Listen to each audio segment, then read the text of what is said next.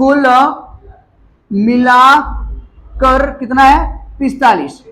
कभी भी ये वर्ड आ जाए, कभी भी ये वर्ड आ जाए तो आपने करना क्या है, कुल मिलाकर अगर आ जाए ना तो कभी भी x और y मत मानना।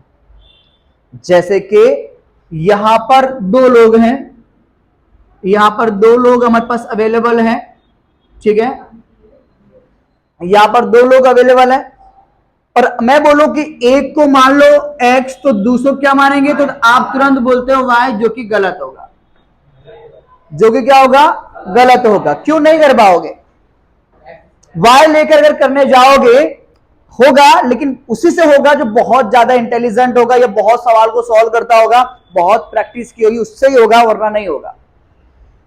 तो मैं वही समझा रहा हूं, जब कभी भी ऐसा लिखा हुआ आ जाए कि कुल मिलाकर, यानी सबको मिलाकर, अगर 2 लोग हैं और बोल दो कि दोनों को मिलाकर इतना हो रहा है, तो हमेशा एक को x मानोगे और दूसरे को कभी भी y नहीं मानना है। तो क्या मानेंगे सर, तो भैया सिंपल सी बात है, अगर दोनों को मिलाकर 45 हो रहे हैं, जिसमें से आपने बता दिया एक का x तो दूसरा कितना होगा 45 माइनस x, क्या होगा, समझ में आ रहा है। कई बच्चों को ये डाउट होता है सर हम कैसे मालूम पड़ेगी कब x मानना है कब y मानना है, कभी x मान लेते हो, कभी x माइनस ये, कभी वो, तो हमें कैसे मालूम, तो वही बता रहा हूं, कुल मिलाकर आ जाए और 2 ही लोग हों तब, और 99 2 ही लोग होंगे। सेंटेंस शुरुआत में या कहीं भी ये लिखा आ जाए कि दोनों को मिलाकर या कुल मिलाकर इतना है, तो समझ जाना कि एक को x मानना तो दूसरे को y नहीं मानना, बिकॉज कुल मिलाकर बोला है तो दूसरे को घटा के लिखेंगे। अब बोलोगे सर ये कैसा समझ में नहीं आया कुछ, तो ऐसी कुछ बात है, मान लीजिए 45 रुपए आपके पास है, आपने इसको कुछ दे दिए, कुछ मान लो इसको 100 रुपए तो नहीं दे पाएंगे, 45 ही है, तो मान लो 10 रुपए इसको दे दिए, तो इसके पास कितने बचेंगे 35। कैसे मालूम पड़ा, तो भैया आपने 40 में से 10 घटाया ना, तब मालूम पड़ा, हाँ या ना, घटाया तब, तो वही जो टोटल था उसमें से इसको मैंने जितने दिए उतने मैंने घटा दिए, है ना। अब ये x कोई संख्या होती तो हम तुरंत घटा लेते, अब कोई संख्या है नहीं तो खाली माइनस करके छोड़ दिया है। समझ में आ रहा है कि नहीं आ रहा है, पल्ले बढ़ रहा है कि नहीं बढ़ रहा है, तो यही आपका इंपॉर्टेंस था। यही कई बच्चों को कंफ्यूजन होता है कि सर कब x कब y, ये मानना कब है, हमें कैसे मालूम पड़े, तो ऐसे मालूम करना है। समझ में आ रहा है, मत आ रहा नहीं, समझ में आ रहा है, आगे। तो बस ये आपका इंपॉर्टेंस था सवाल को करने के लिए, तो जो कि मैंने आपको क्लियर कर दिया। अभी भी डाउट हो तो बोल देना, ठीक है। कुल दिया हो तो एक को x मान लो तो दूसरे को माइनस करके लिखिएगा हमेशा, तो क्या आंसर लाने में सरलता होगी। चलिए, तो भैया जी लिखा गया है क्वेश्चन 1 में, जॉन और जीवंती दोनों के पास कुल मिलाकर 45 कंचे हैं। तो एक को मैं मान लेता हूं, एक को मैं मान लेता हूं कि, माना कि जॉन, पहला नाम क्या, जॉन है ना पहला, जॉन, माना कि जॉन के पास कंचे बराबर x। अगर जॉन के पास कंचे x हैं तो जीवंती के पास कितने होंगे भैया जी, वेरी गुड, तो जीवंती के पास कंचे बराबर 45 माइनस x। बोलो इसमें कोई डाउट है क्या, समझ में आ गया। जो है तक की जो लाइन लिखी थी उसका काम पूरा हो गया, उसका काम पूरा हो गया। क्यों, उसका काम यही बताना था कि आपको कुल मिलाकर दिया, अगर आपको कुल मिलाकर ना बोला होता तो आप ये वाला सेंटेंस नहीं लिख पाते, ये तो आप लिख दोगे लेकिन ये नहीं लिख पाओगे। फिर समझ आ रहा है कि नहीं आ रहा है, क्योंकि वो 45 दिया नहीं होता तो आप माइनस नहीं कर पाते, पल्ले बढ़ रहा है इतना, यानी है तक का जो काम था वो पूरा हो गया। अब आगे का, अब आगे क्या बोल रहा है, दोनों 5-5 कंचे खो देते हैं। अब फिर से है आ गया, अब है तक मिटाएंगे, 5-5 कंचे अब दोनों खो देंगे, खोना यानी कि माइनस करना, है ना। अब 5-5 कंचे खोने पर, ध्यान देना भैया, 5-5 कंचे खोने पर, अब 5-5 कंचा खो देंगे तो देखते दोनों पर क्या कितना बचेगा। तो भैया जॉन के पास बचेगा, जॉन के पास कंचे बराबर x थे, 5 खो दिए यानी कि -5 कर देंगे। और जीवंती के पास जीवंती के पास कंचे बराबर 45 माइनस x तो था, पहले था उसके पास, -5 और करोगे, ठीक है। अब इसको सॉल्व कर दो तो भैया 45 प्लस में था, कोई चिन्ह नहीं, प्लस में है, और ये 5 माइनस, तो 45 से 5 गया तो 40 माइनस x। तो अब ये बचेंगे जीवंती के पास और ये बचेंगे जॉन के पास। समझ आया ना? पल्ले बढ़ रहा है, हाँ या ना? ओके, अब आगे क्या बोल रहा है? अब बोल रहा है अब उनके पास कंचों की संख्या, अब इनके पास कंचों की संख्या ये बची है, ठीक है। अब इनके पास कंचों की संख्या का गुणनफल 124 है, मतलब कि उनके पास जो कंचे बचे हुए हैं इनका गुणनफल अगर हम कर दें तो कितना आएगा? 124 आएगा। तो कर दो गुणनफल भैया इनका, प्रश्नानुसार बोल रहा है, गुणनफल करने को बोल रहा है। तो x -5 और दूसरा हमारे पास है 40 माइनस x। भैया जी दोनों को मैंने ब्रैकेट में इसलिए रखा क्योंकि मल्टीप्लाई करना है, यानी कि गुणा करना है, और दोनों के बीच में कोई चिन्ह भी नहीं है मतलब मल्टीप्लाई। कितना आएगा भैया? 124। तो दोनों का मल्टीप्लाई करोगे तो कितना बोल रहा है? 124 आपके पास आना चाहिए। ये आपका बन चुका है। इसको खाली अब आपको सेकंड काम पता है कि जब भी ब्रैकेट्स आ जाए तो आप ब्रैकेट्स ओपन करोगे, ठीक है। तो ब्रैकेट ओपन करेंगे तो भैया जी डबल ब्रैकेट है तो हम ऐसे ओपन करेंगे, पहले x का इन दोनों के साथ, फिर -5 का इन दोनों के साथ। समझ में आ रहा है? समझ में आ रहा है जो बोल रहा हूं? ओके, अब x का पहले हम करेंगे इसके साथ 40 माइनस x के साथ, फिर -5 चिन्ह लेना है भैया, फिर -5 का मल्टीप्लाई करेंगे फिर से इसी के साथ, यानी कि 40 माइनस x के साथ, बराबर में कितना लिखा हुआ है? 124। इतना क्लियर है? समझ में आ रहा है? क्लियर है भैया? चलिए अब 40 का x में कितना आएगा? 40x माइनस का माइनस x का x में करेंगे तो x²। समझा कितना? अब ये माइनस और ये प्लस, तो माइनस प्लस माइनस। अब 5 का पला पड़ेंगे 0 में तो भैया जी आएगा 0, और 5 के 20, कितना आ गया भैया जी? 200 माइनस ये माइनस, तो पहले माइनस माइनस, अब 5 का x में करेंगे तो 5x बराबर का बराबर और 124 का 124। भैया हमें समीकरण तैयार करना है। अगर आप ऊपर की हेडिंग पढ़ोगे तो आपको मालूम पड़ेगा, उसने पूछा है कि निम्नलिखित स्थितियों के गाणितिक स्वरूप में व्यक्त कीजिए। गाणितिक स्वरूप का मतलब समीकरण में व्यक्त करके खाली छोड़ देना है समीकरण, और आपको समीकरण बनाना होता है तो भैया सबको एक तरफ लेना होता है। तो जो 124 जो अभी फिलहाल में यहाँ पे प्लस में, कोई चिन्ह नहीं मतलब प्लस में इधर आएगा तो माइनस हो जाएगा। तो भैया जी यहां पर ये 40x और ये 5x, यहां पर कोई चिन्ह नहीं, यहां पर प्लस का चिन्ह कोई मतलब प्लस का, ये भी प्लस में और ये भी प्लस में, तो 40 और 5 तो 45 भैया जी x हो जाएगा, 45x, और यहां पर बचेगा -x², और ये -200, और ये भाई साहब इधर आएंगे तो वो बचेगा -124 इक्वल टू में। यहां तक कोई डाउट हो तो बोलो, क्लियर है? चलिए नेक्स्ट।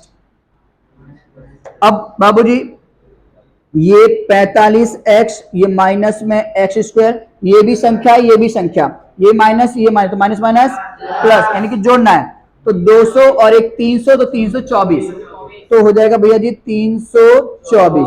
चिन्ह आएगा बड़ी संख्या यानी कि माइनस का, क्योंकि दोनों माइनस में ही है, और इक्वल टू में 0। अब दूसरा काम क्या कि सर पहले इसको क्रम में लगाएं, क्रम में नहीं है ये तो क्रम में लगाएंगे। यहां लिखता हूं, ठीक है, ताकि आपको दिखाई देवे। तो भैया लिखा हुआ है 45, अच्छा क्रम में लिखना है ना, तो -x², उसके बाद आएगा प्लस में 45, 45x, उसके बाद -324 और इक्वल टू में।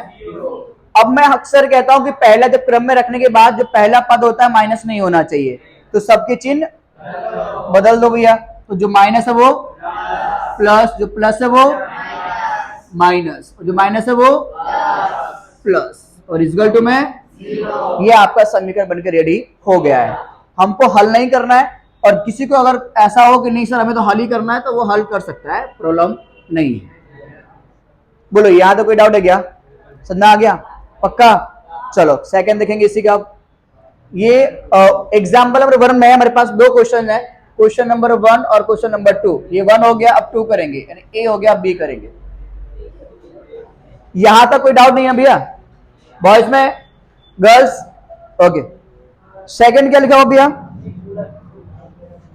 सेकंड वाला जो थोड़ा आईएमपी टाइप है, सेकंड वाला जो है वो आईएमपी टाइप है, बिकॉज थोड़ा सा ट्रिकी है, यानी हटके है। आपको थोड़ा सा माइंड इसमें लगाना होगा और कुछ नहीं करना है, ठीक है?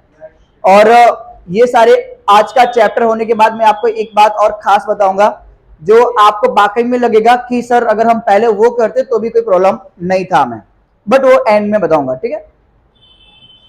चलिए क्वेश्चन नंबर बी।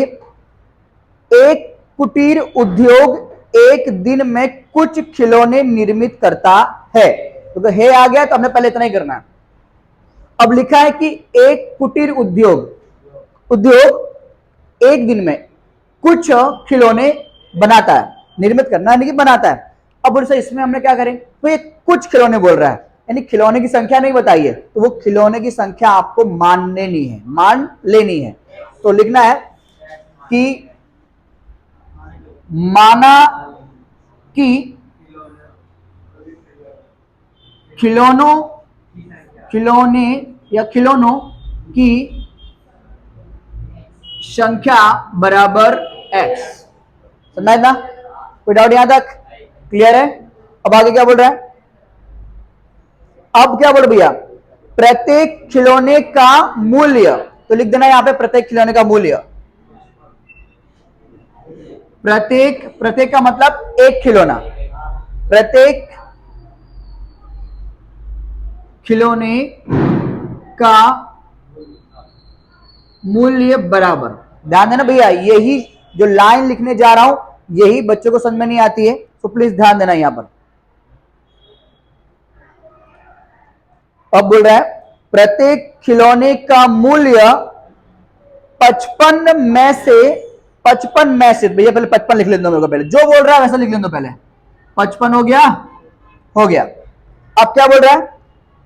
55 में से एक दिन में निर्माण किए गए खिलौने, तो एक दिन में खिलौने कितने बने थे?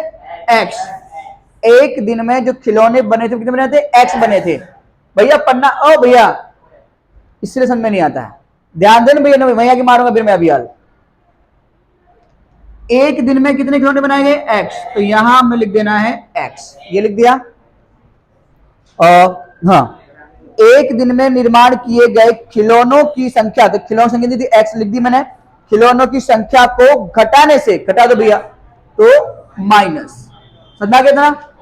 घटाने से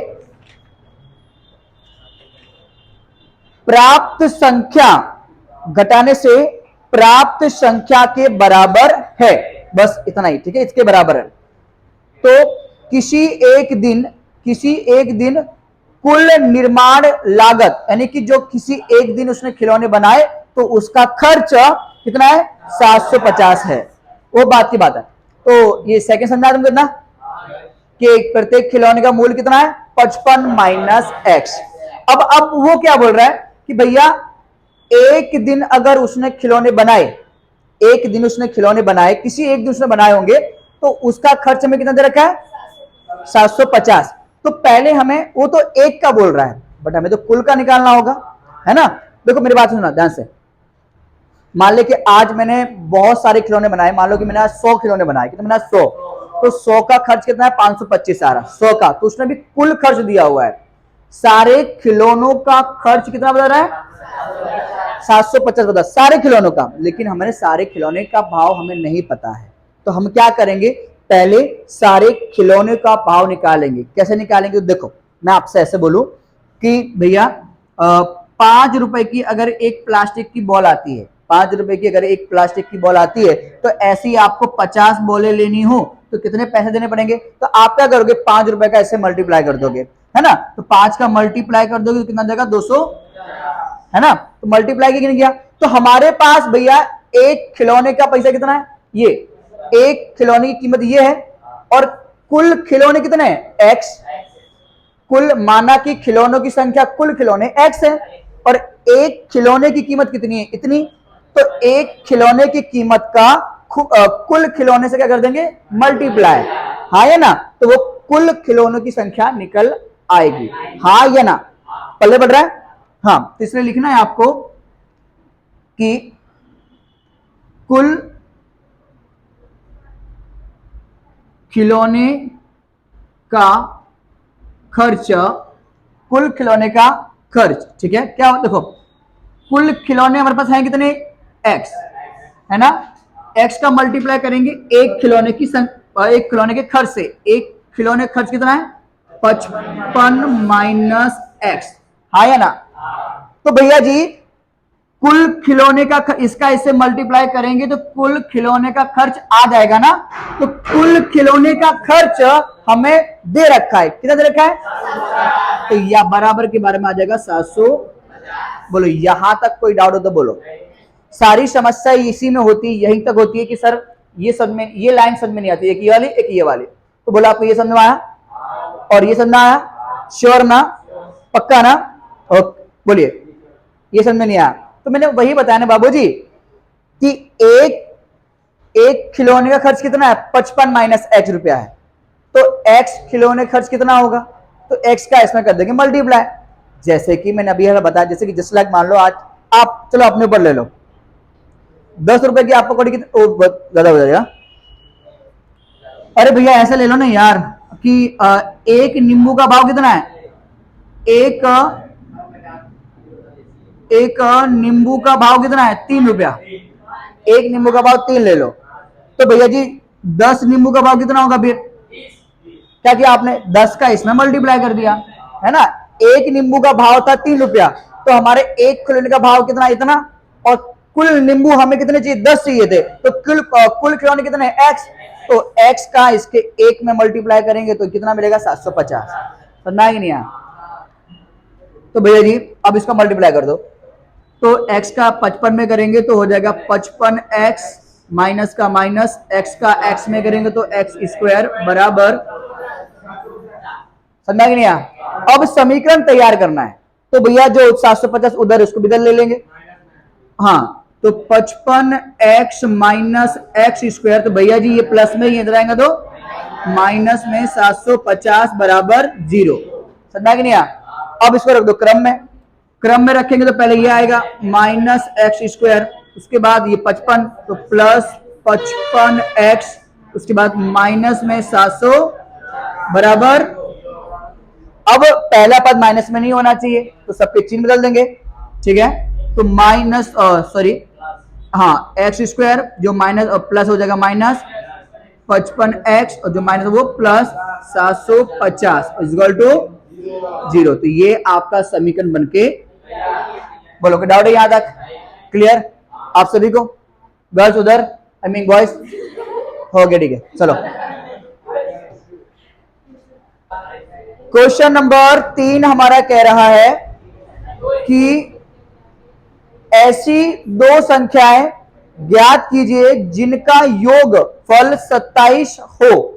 पहले 27 करते हैं, ठीक है, 27 हो। अब फिर से मैंने अभी बताया था आपको कि योगफल फिर से आ गया, तो अभी दो ही संख्या बोल रहा है, तो एक को मानेंगे और एक को घटा देंगे। तो ध्यान देना भैया, तो माना कि एक संख्या बराबर x। अब उसमें लिखा गया है कि ऐसी दो संख्याएं ज्ञात कीजिए जिनका योगफल बोल रहा है। तो एक संख्या x है तथा दूसरी जो संख्या क्या होगी बेटा, दूसरी संख्या बराबर क्या बोल रहा भैया जी, 27 माइनस x। समझा इतना, पहले बड़ा इतना आया ना। अब आगे क्या बोल रहे हैं, अब प्रश्न आंसर कर दो, यहां पर लिख दो प्रश्नानुसार। अब क्या बोल रहा है कि दोनों संख्याओं का गुणनफल करने पर, दोनों संख्याओं का गुणनफल, तो दोनों का मल्टीप्लाई कर देंगे। पहला x का मल्टीप्लाई करेंगे, हाँ 27 माइनस x में, तो कितना आ रहा है आंसर? 182, 182, ओके 182। समझा? और मैंने भी पहले आपको बता रखा है कि जब भी ब्रैकेट्स आ जाए तो आपने पहले ब्रैकेट्स को ओपन कर लेने हैं, ठीक है। यहां पर अब आपने करना क्या कि जैसे ही आपको ब्रैकेट्स शो होते हैं वैसे आपने करना मल्टीप्लाई, ठीक है। सो x का जब 20 से मल्टीप्लाई करेंगे तो क्या आएगा? 27x माइनस का x का x में करोगे तो इक्वल 182। अब आप बोल रहे हो कि सर इतना सिंपल सवाल, समीकरण तो यही बन जाएगा। नहीं, इसमें आपको हल करना है, आपको वो दोनों संख्याएं बतानी है जो उसमें अभी निकलेगी, ठीक है।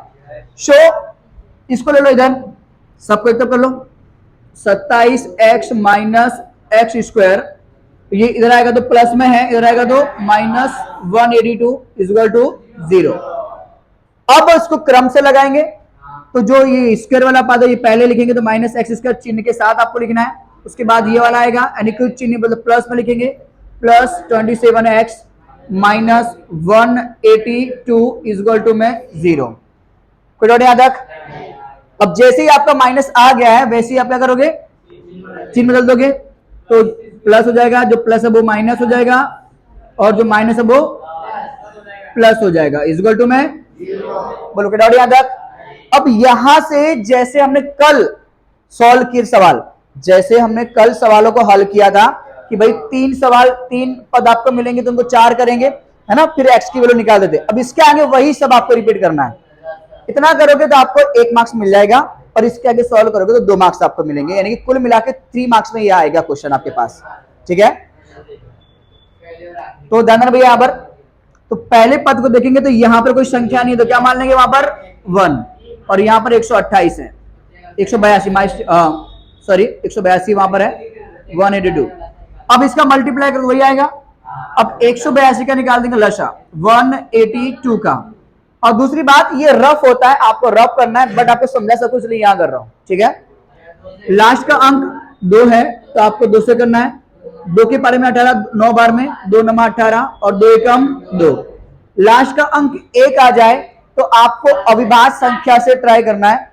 3 से ट्राई करो, 3 से ट्राई करो, सुनो पहले, 3 से ट्राई करो, नहीं आए तो फिर 5 से ट्राई करो, नहीं आए तो फिर 7 से ट्राई करो, नहीं आए तो फिर 9 से करना। आई मीन जो अविभाज्य संख्या मोस्ट ऑफ होती है उनसे ही। तो लास्ट का अंक 1 है भैया, तो 3 से देंगे। सुनो पहले, 3 से दोगे तो 3 त्रिका 9, फिर 1 रह जाएगा, यानी कि 3 से नहीं जा रहा है। अब 5 से करें तो सर 5, लास्ट का अंक 5 होना चाहिए, नहीं है तो 5 से भी नहीं होगा। अब बचा 7, तो 7 में 7 के बारे में 21 आता है, तो लास्ट में 1 आता है कि नहीं आता है, इसलिए ये आ जाएगा 7 के बारे से। ट्राई कर लेने का जल्दी जल्दी मन में, ठीक है।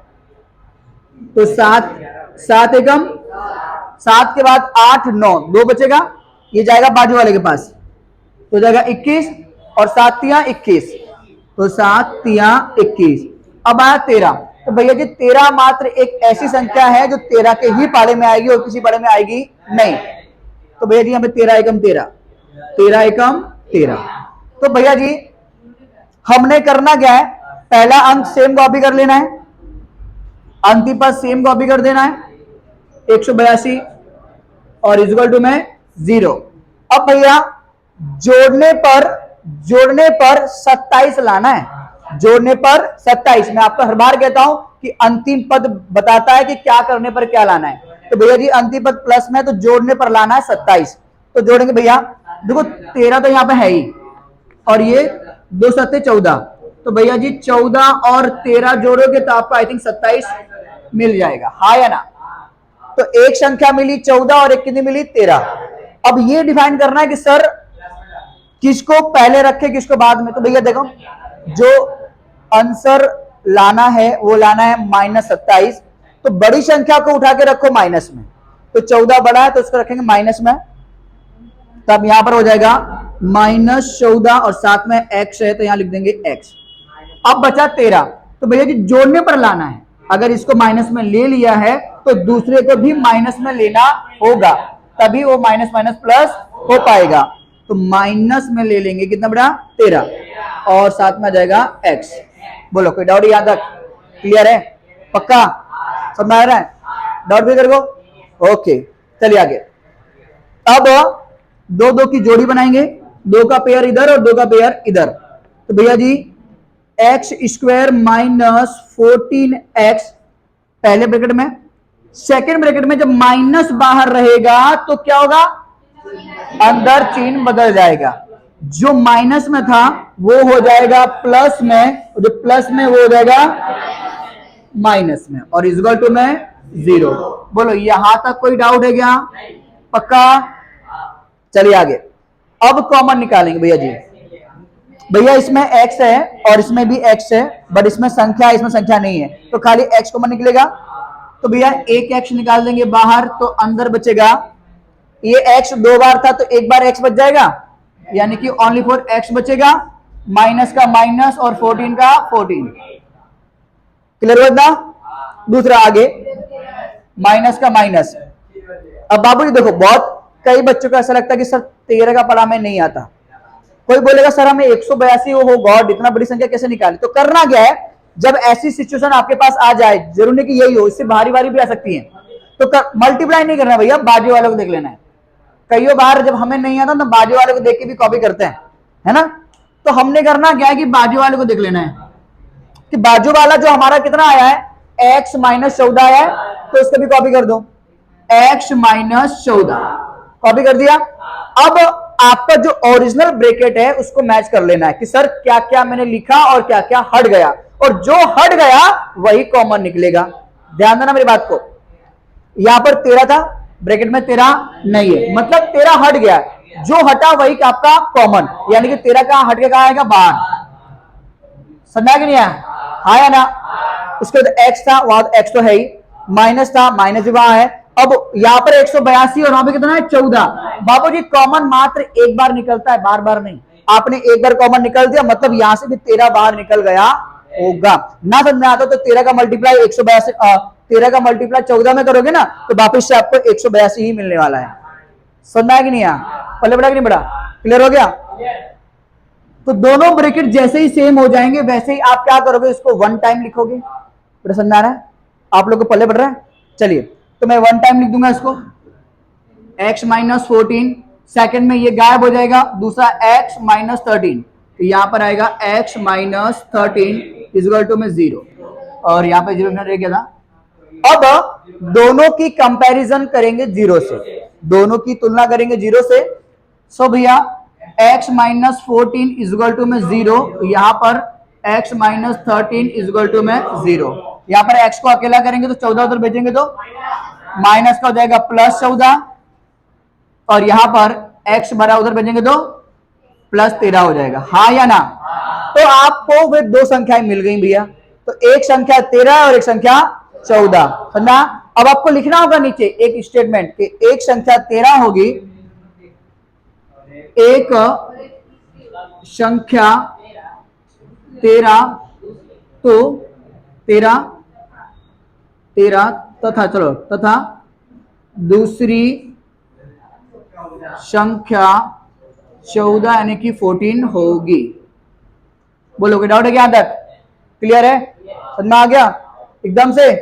चलो ठीक है, लिख लो। आपने प्रथम संख्या को मान लेना है x, तो दूसरी जो पूर्णांक संख्या होगी, प्रथम पूर्णांक संख्या बराबर x, तो दूसरी पूर्णांक संख्या बराबर क्या हो जाएगा, x प्लस 1। y नहीं होगा, x प्लस 1 होगा, क्योंकि हमें क्रमागत धन पूर्णांक लेनी है। अगर पहली संख्या 5 तो दूसरी 6 होगी, यानी 1 की वृद्धि होती है, इसलिए। ठीक है? अब क्या बोल रहा है वो? अब प्रश्न में आगे क्या बोल रहा है? अब बोल रहा है भैया ऐसी दो क्रमागत धन पूर्णांक, पहली हमने ले ली x और दूसरी होगी x प्लस 1, जिनके वर्गों का योग, अब वर्ग का योग करना भैया, ना भैया वर्गों का योग, संख्याओं का योग करने पर, आई मीन वर्ग करने पर इनका वर्ग करेंगे तो x है, इसका वर्ग होगा तो क्या भैया एक्स स्क्वायर होगा। दूसरा है x प्लस 1, इसका वर्ग करेंगे तो ये हो जाएगा। अब बोल रहा है संख्याओं का वर्ग, संख्या का वर्ग कर दिया, अब इसका बोल रहा है योग करने के लिए यानी कि जोड़ करने के लिए, तो लगा दिया जोड़। ठीक है, तो मैं संख्याओं के वर्गों का योग करने पर आपको मिल कितना रहा है 365 यानी 365 मिल रहा है। तो ये आपकी संख्या बन के रेडी है। ठीक है, अब मात्र आप इसे सॉल्व करते हो, आगे सबको सॉल्व कर देना है। अब यहां पर एक्स स्क्वायर प्लस, अब ये एक्स कोई संख्या नहीं जैसे मैं उसको जोड़ दूं तो ऊपर स्क्वायर लगा हुआ तो यहां पे लग जाएगा a प्लस बी का होल स्क्वायर, तो a प्लस बी का होल स्क्वायर। इसका जो विस्तार होता है, जिन बच्चों को याद ना हो वो याद कर लेना, क्योंकि जिस दिन डंडा उठेगा सबको पीट डालूंगा फिर मैं। A square plus 2ab plus B square, इसके अकॉर्डिंग इसको यहां रख देना है आपने। ये आपका हो जाएगा a, ये आपका हो जाएगा b। तो पहले क्या है a स्क्वायर यानी कि x का स्क्वायर, फिर प्लस, फिर 2ab, 2 a कौन x और b में कौन है 1, उसके बाद प्लस, फिर b स्क्वायर यानी कि 1 का स्क्वायर बराबर का बराबर और 365 का 365। अब इसको ओपन, जो ब्रैकेट उसको ओपन कर दो, एक्स स्क्वायर का एक्स स्क्वायर प्लस का प्लस, और यहां पर रुक जाओ, ये एक्स स्क्वायर है, ये भी एक्स स्क्वायर है, ये एक बार और ये एक बार, एक और एक, तो 2 बार हो जाएगा एक्स स्क्वायर प्लस का 2 एकम 2, सॉरी एक बना 2 एकम और ये एक्स का एक्स प्लस का प्लस 1 का स्क्वायर 1 ही होगा। अब जो प्लस में इसको किधर लाएंगे तो माइनस 365 बराबर में भैया यहां पर 2x स्क्वायर प्लस 2x, अब 365 में से एक निकाल दो, 364 चिन्ह आएगा बड़ी संख्या माइनस का और इक्वल टू में। भैया जी ध्यान देना मेरी बात, 3 संख्या हमारे पास आ गई है, 3 पद आ गए, 3 पद बेसिस हम 4 पद करते हैं, लेकिन एक बार देख लो इसको हम और भी छोटा कर सकते हैं। कैसे भैया, इसमें भी 2 है, इसमें भी 2 है और इसमें भी 2 मिल जाएगा, तो 2 को निकाल लेते कॉमन। तो 2 को आप जब मैं कॉमन निकालिए, 2 मैंने कॉमन निकाल दे तो अंदर क्या बचेगा धना भैया, ये 2 बाहर गया, अंदर बचेगा एक्स स्क्वायर प्लस का प्लस, ये 2 बाहर गया अंदर एक्स माइनस का। अब यहाँ पर 2 एकम तो 3 था, तो 2 एकम 2 बचेगा 1, तो जाएगा यहाँ पर देखो 16, तो 2 अठे और 2 दूनी ब्रैकेट इज इक्वल टू। अब आपको पता है ब्रैकेट के बाहर जो संख्या होती है मतलब वो गोलाकार में होती है। ब्रैकेट के बाहर अगर कोई संख्या हो और दोनों ब्रैकेट और संख्या के बीच कोई चिन्ह ना हो तो मतलब गोलाकार होता है। अब भैया आपको पता है कि गोलाकार की संख्या बराबर के उधर बीच में भाग में जाएगी, यानी ये कहां पर आ जाएगी 0 के बटे में 2 आ जाएगा, है ना। और 0 के बटे में कोई भी संख्या हो तो उसका आंसर क्या होता है 0, यानी कि ये जगह क्या हो जाएगी 0 हो जाएगी, है ना। तो यहां बचेगा x square plus x minus 182 is equal to में 0 आया ना। तो ये एकदम नॉर्मल संख्या बन चुकी है, बन गई नॉर्मल संख्या। अब हम क्या करते हैं 3 पद का 4 पद, तो पहले संख्या में कुछ नहीं है तो 1 ले लेंगे और यहाँ पे कर लेंगे 182, तो 1 और 182 का मल्टीप्लाई करेंगे तो वही आएगा, तो 182 का निकालेंगे लसा, 182 का निकाल देंगे लसा, लास्ट में 2 है तो 2 के बारे से 2 नमा 18, 2 एकम 2, 91 आ गया जो अभी किया था 7 के बारे से, 7 एकम 2 बचेगा तो हो जाएगा 21 और 7 तिया 21 और 13 एकम 13। भैया जी पहला पद सेम कॉपी करेंगे, अंतिम पद सेम कॉपी कर देंगे और इक्वल टू में 0। अब भैया हमें लाना कितना धन भी, यहाँ पे घटाने पर मात्र x लाना है, घटाने पर मात्र x का मतलब यहाँ पे कोई आगे कोई नंबर नहीं है, कोई संख्या नहीं, मतलब 1 लाना है, घटाने पर 1 लाना है। तो भैया एक तो हमें कितना मिल रहा है 13 मिल रहा है, यहाँ पे एक तो 13 और दूसरा 2 7 14 है ना। तो आप 14 में से 13 घटाओगे तो मिल जाएगा आपको 1। तो भैया आंसर लाना है प्लस में, तो बड़ी संख्या उठा के रखेंगे प्लस में, तो प्लस में आ जाएगा हमारा 14x, और घटाने पर लाना है तो एक प्लस में तो दूसरा माइनस में लेना पड़ेगा, माइनस 13x। बोलोगे डाउट यहां तक? तो 14 में से 13 निकालोगे तो आपको 1x मिल जाएगा, हाँ या ना। पहले बढ़ रहा है कि नहीं बढ़ रहा है? चलो इसको आगे सॉल्व करते हैं फटाफट। वेट, तो बेटा 2 का हमें ब्रैकेट कर लेना है यहां पर, सो यहां पर x square plus 14x second bracket में आएगा ये माइनस बाहर रहेगा तो अंदर चिन्ह बदल जाएगा। 13x जो माइनस में है वो हो जाएगा प्लस 182 है ना, 182 और इक्वल टू में 0। इतना क्लियर बेटा। अब कॉमन निकाल दो, यहां पर, यहां से x कॉमन निकल जाएगा, अंदर बचने वाला सिंपल x 2 बार था तो एक बार बचेगा, प्लस का प्लस, ये x बाहर गया तो 14 बचेगा यहां पर, ठीक है। ये मैंने 14 यहां लिख दिया और ये माइनस का माइनस, वो सेम करेंगे। यहां पर संख्या बड़ी है तो सेम कर ले, इसे मैच कर देने का, मैच कर दो। यहां पे क्या x, एक मिनट ब्रैकेट सेम रखेंगे, x प्लस 14। अब बाबूजी यहाँ पे x का x, 13 गायब मतलब 13 कहां गया होगा, बाहर आ गया होगा, ठीक है, समझा कि नहीं आप। और इसमें से भी 13 बाहर निकल गया तो खाली 14 बचा, इक्वल टू में 0। दोनों ब्रैकेट सेम हो गए तो वन टाइम खाली लिख देंगे x प्लस 14, इसको कॉपी किया तो ये गायब हो जाएगा, तो दूसरे ब्रैकेट में कॉपी करेंगे x माइनस 13, x माइनस 13 और इक्वल टू में, अब दोनों की तुलना कर दो 0 से, तो x प्लस 14 बराबर 0, तो x बराबर क्या जाएगा, माइनस 14, समझा कि नहीं। यहां पर x माइनस 13 बराबर 0, तो x बराबर क्या जाएगा, प्लस 13, हाँ या ना, समझा कि नहीं। तो भैया जो माइनस में जो आंसर आता है उसको हम लेते नहीं है, तो कौन सा आंसर लेंगे, प्लस वाला, यानी कि x बराबर 13। तो भैया जी जहां पर x है वहां पर, इधर पे जहां x है वहां रखेंगे 13 तो आपको प्रथम संख्या मिल जाएगी, और यहां रखेंगे तो x प्लस 1, 13 प्लस और 1 14 जाएगा, तो प्रथम संख्या 13 होगी और दूसरी संख्या 14 होगी, तो आपको लिख देना है। इसलिए प्रथम संख्या बराबर 13